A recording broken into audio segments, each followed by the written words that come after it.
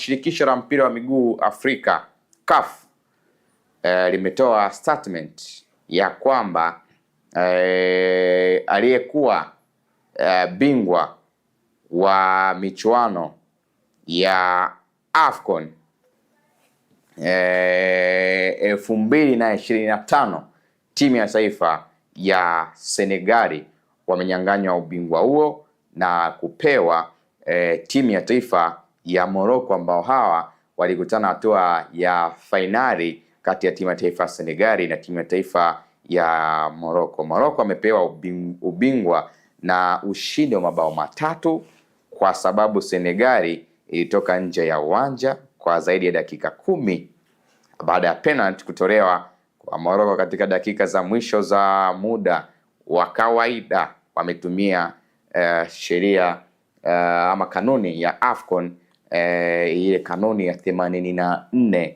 ambayo pengine inazungumza zaidi kuhusu kugomea mchezo, lakini kuna watu wamekuja na doubt, wakapanda juu.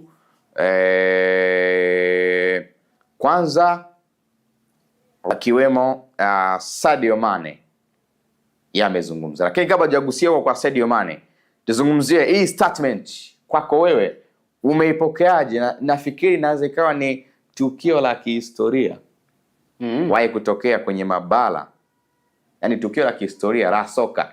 Yapo matukio mengi ya soka, ukifunua zile ball archives unayapata, lakini hili la Afrika inawezekana ikawa ni tukio la kwanza kuwahi kujitokeza kwamba bingwa anatangazwa huyu, alafu mwisho wa siku maamuzi anatolewa, bingwa anakuwa mwingine. Watu wameshangilia, dunia imejua, wachezaji wamepewa medali, wamepewa tuzo.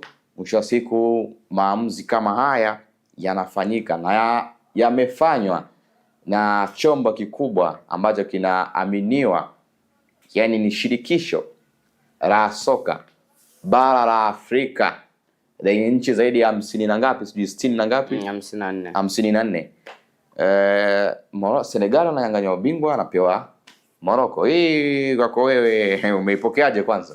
Yes, ni tukio ambalo huenda likawa ni tukio ambalo moja kwa moja limeharibu taswira ya mpira wetu wa Kiafrika. Okay. Na mimi mara zote naungana na wale ambao wanasema kwamba huenda baadhi ya mataifa ni kama yanaharibu soka letu la Kiafrika. Okay. Yes, nitakurudisha hadi mwaka 2022 baada ya Morocco kufuzu hatua ya nusu finali. Walichokisema ya kwamba wao sio timu kutoka Afrika. Yeah. Ni vitu ambavyo viliwaumiza wengi sana, lakini tukiangalia wanatokea Afrika, lakini ukiangalia namna matendo yao ambavyo wamekuwa wakifanya, kuna namna ni kama wanakosea heshima mpira wetu wa Kiafrika. Lakini Yerwini, mimi ni miongoni mwa watu ambao naona kuna mazingira mengi sana alikuwa anatengenezwa Morocco kuwa bingwa. Okay. Yaani hata kabla ya finali. Angalia game zao, namna ambavyo walikuwa wanacheza, baadhi ya matukio ambao waamuzi walikuwa wanaamua kwa timu pinzani, na hayo maamuzi yanakuwa favorite zaidi kwa timu ya Morocco. Okay. Kunaona kabisa kuna vitu vingi sana ambavyo vilikuwa vinaendelea, vilikuwa vinampa ule tuseme la Morocco ni taifa kubwa. Yes, sawa, ni taifa kubwa kisoka. Okay. Lakini kwenye ukweli lazima tuzungumze. Yaani kuna viashiria vingi sana vilikuwa vinatokea kwamba Morocco awe bingwa. Baada ya kucheza hata kwenye mchezo wa finali. Okay. Kwa nini waliruhusu mamlaka zinazosimamia mpira ziliruhusu mchezo uendelee tena baada ya dakika 10? Yeah. Na ni moja ya doubt. Kama kuna kanuni hiyo ipo ya hiyo ya 82 inayoashiria kwamba ikitokea hivyo timu pinzani imefanya, basi ushindi ipewe timu pinzani. Kwa nini waliruhusu mchezo ukaendelea? Na Morocco akapoteza kwenye extra time. Kwa bado ni vitu ambavyo mimi mwenyewe sijapendezwa navyo, lakini Morocco ni kama wanaharibu mpira wetu. Sadio, sawa. Kwenye kifungu hicho ambacho nimekigusia 84, lakini pia kuna watu ambao wamekuja kudoubt kwamba kifungu cha 82 kinasema ikiwa timu imekataa kucheza au kuondoka uwanjani kabla ya mechi kumalizika bila idhini ya mwamuzi, inachukuliwa kuwa imeshindwa.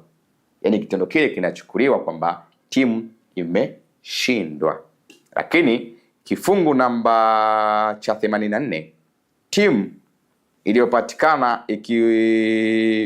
ikikiuka kifungu cha 82 inatangazwa kuwa imepoteza mechi kwa mabao 3 kwa 0. Sasa Jeruni, kwa kukusanua kwenye huu mchezo tulifuatilia wote baada ya wachezaji wa Senegal kutoka nje ya uwanja walirudi, kuna mchezaji aliyeonyeshwa kadi yoyote ya njano, labda umetoka pasi na ruhusa ya mwamuzi. Siku hiyo si hakuna aliyeonyeshwa kadi ya manjano, kwa nini umetoka? Kama hivyo it means mwamuzi wakati aliruhusu wachezaji wa Senegal kutoka nje kutokana na ile kile kitendo ambacho kilikuwa kinaendelea. Kwa hiyo hizi hoja ukizipima bado kuna utata juu ya taifa la Morocco kupewa ubingwa. Yaani hata kwa mtu ambaye kidogo hajafuatilia sana soka, ukimuelezea hii scenario atakwambia mamlaka na zenyewe zinazoongoza mpira basi kuna namna ni kama wanatengeneza Morocco awe bingwa. Ni vita hii. Kwa namwambia hata Brabius, ukiangalia Morocco alikuwa ni mwandaaji wa AFCON. Lakini pia mbali na hapo alikuwa mwandaaji wa AFCON. Baada ya kukosa AFCON akajitoa hadi kwenye kuandaa AFCON. Yaani kuna namna wanataka kuwalea kama last born. Ukifanya kosa usiadhibiwe. Bana, mashabiki pia wa Morocco wameanza kushangilia ubingwa wao wa AFCON. Kivumbi washaanza kutimua vumbi mashabiki wa Morocco. Sasa tuje kwa magwiji wa soka, wao wamezungumza nini baada ya kauli hiyo? Wa kwanza ni Sadio. Sasa ni simple tu, waone Viva Promotion kwa mahitaji ya printing aina zote kama vile mabango size zote na aina zote, 3D, 2D na banners, vibao vya maofisini au sehemu za biashara kama hoteli, lodge na kadhalika. Viva Promotion wana print t-shirts na jezi, wanafanya branding ya ofisi kuipa muonekano wa nje wa kuvutia. Wanapatikana Tabora mjini, mtaa wa shule, jirani na chuo cha utumishi wa umma Uhazili. Simu namba 0762484266. Instagram @viva_promotion.